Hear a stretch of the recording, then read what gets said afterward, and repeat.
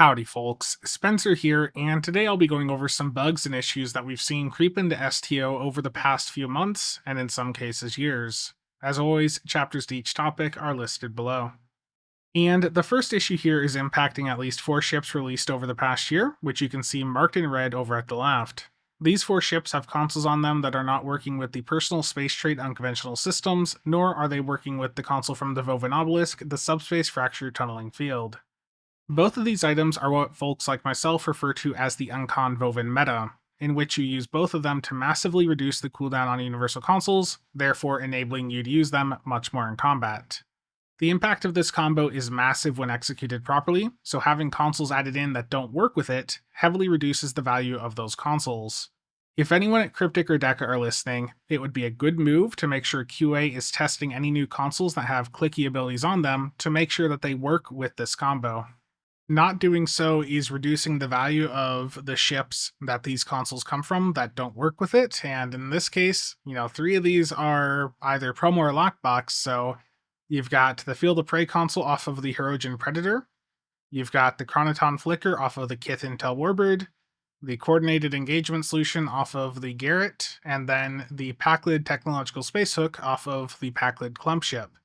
So for people that were looking at those ships for these consoles, the value of them, again, is reduced because they're not working with this combo that a lot of people are using if they're trying to use their universal consoles more.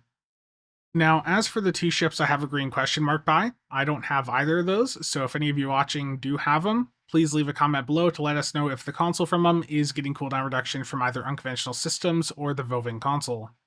And I do want to note that this is not a new issue, rather it's just one that we're seeing at an increasing frequency this year. But up on screen is a list that includes some older consoles that also don't work with Uncon or Vovin, and one that happens to work with Vovin but not Uncon. So again, it's not a new issue, but it is one that is happening much more frequently this year, which is a bit concerning. Okay, and on to the next bug here. This is regarding the console off of the Obena, the Antimatter Interweave. So this console is a toggle, and when it gets up to 10 stacks, it is going to turn the toggle off, reset it, but when it does that, it will also turn off every other toggle on your ship. So here I am in an Adarian.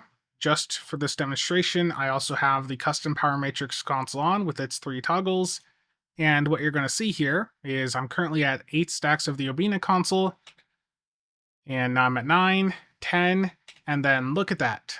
The Obena console reset, and it also took off every other toggle on my build, including, in this case, the Nadarian mode, which did not go very well for me.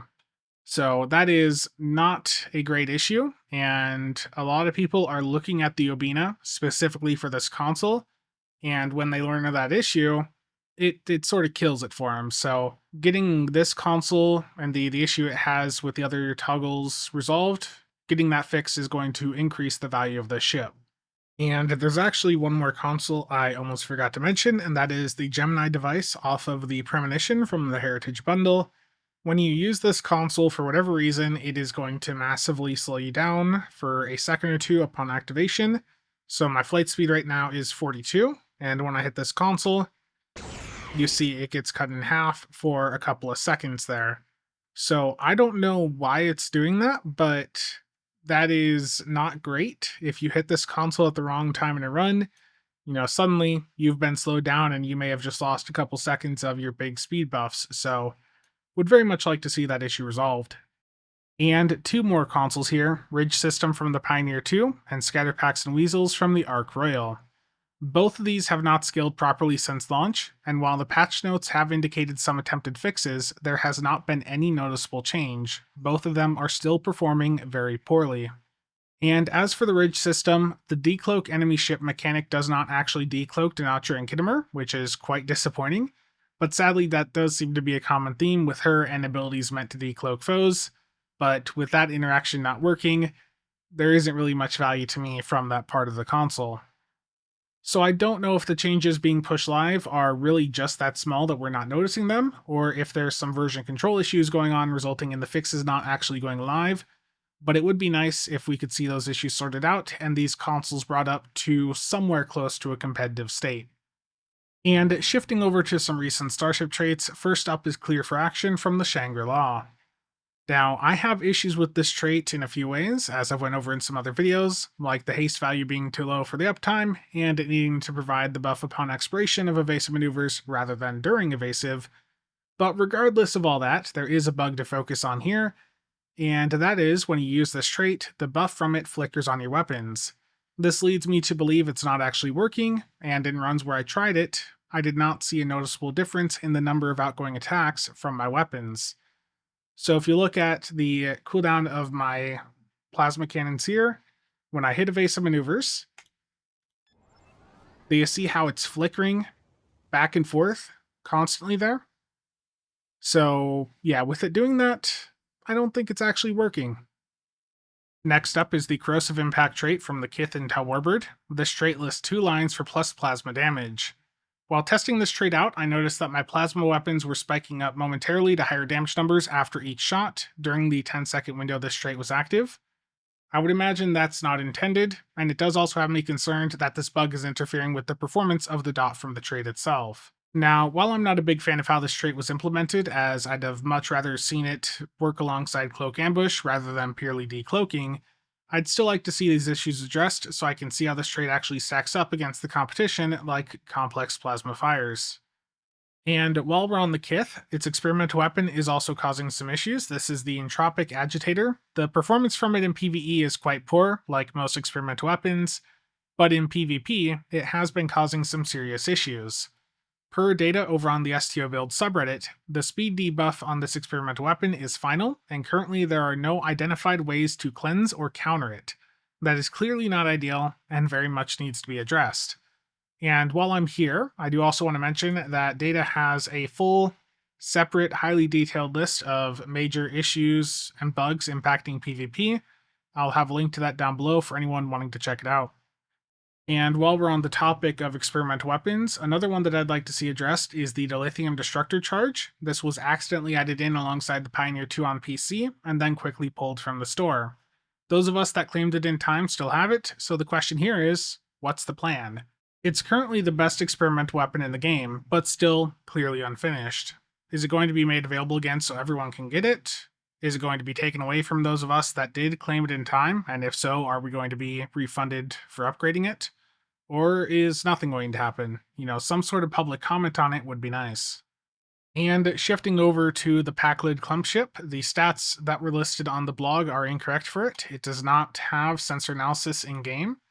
So we have seen battlecruisers in-game before with sensor analysis, such as the Talshar Adapted Battlecruiser. And honestly, with the Pakled being a promo ship, but also having a bit weaker stats, I really don't think it would hurt for this thing to have sensor analysis, so hopefully this is a case of them just forgetting to turn it on the ship, rather than the blog being incorrect, because, this ship, stats-wise, can use every bit of help it can get. Now on to what has been one of the biggest issues for myself and the folks I play with, server performance. The servers in this game have not been great for a while, especially as you get into content with multiple high-performance players in there, and this performance has only gotten worse over time. Especially this year, I'm starting to hear complaints from more and more folks that are just doing random TFOs, where they're seeing more and more abilities misfiring, rubber banding, sideways, back and forth.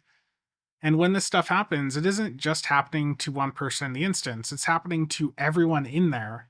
The footage you see here is from last year, and it has only gotten worse since. I don't know if there's just too many instances of TFOs being put onto the same core, thread, or whatever on the server, or if the game is just struggling to handle how complex our builds are nowadays, but this is something that seriously needs to be looked into. It is extremely demotivating for the endgame community. And just to give you guys some more recent examples of poor server performance, here is some footage from my stream this past Saturday where I was testing out the Pakled Clumpship, and this Infected I did later in, and the other TFO content, not just Infected, was having some server performance issues.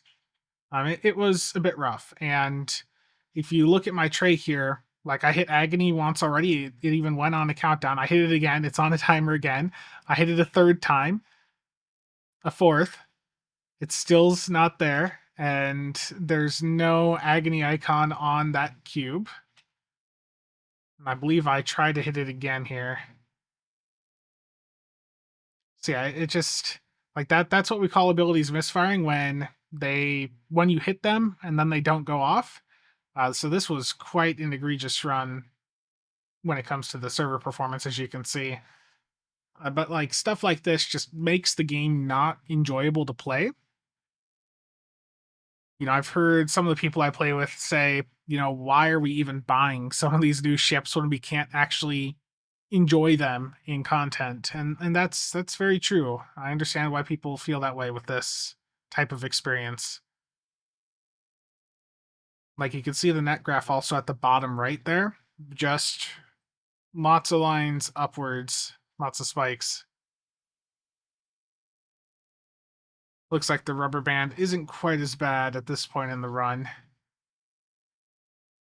But yeah, you can see that start was really, really quite brutal. There's a little bit of a hitch right there, it looks like. But yeah, that start was a really good example of just how bad things can get. And as you can see, if you're going into content, especially if you're going into elite content, imagine you hit your survivability clickies like DPRM, and then they just don't go off. That would be extremely, extremely frustrating. So hopefully you can understand why this can be a very frustrating experience, and it really does sap a lot of enjoyment out of the game for folks. And that is pretty much everything I had written down to cover today. Obviously there's a lot more issues out there. There's a lot of bugs with this game. But I wanted to focus on some of the newer bugs, on some of the newer content, because I think it's a pretty bad look for the game to have a lot of these newer editions bugged out to this extent. So if you have any additional bugs you want to report, make sure to put them on the official forums. If you want to put them in the comment section down below, maybe they'll take a look at the comments here if they look at this video. And there is also a thread over on the main STO subreddit that has a bunch of bug reports in it as well. You can try posting there. I don't know if they'll actually listen and address, any of the issues that I raised here, but hopefully, we can bring a bit more attention to some of these issues and hopefully get some of them resolved. But again, that is all I had for you guys today. So thank you all for tuning in. And if you have any questions or comments, feel free to drop them down below. As always, thank you to all channel members and viewers for the continued support. See you guys around.